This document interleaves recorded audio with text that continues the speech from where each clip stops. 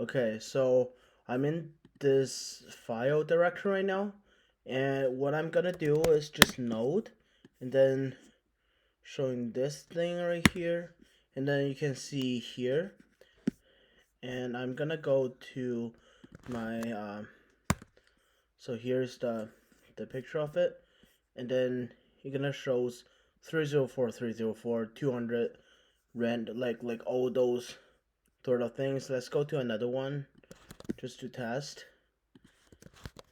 Boom, it goes to there, and it's all like 304 and then 200, uh, everything go times.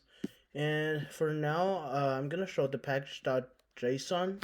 So you can see I install my Express, I install my Morgan, and well, this is my previous test. So and all those sort of things.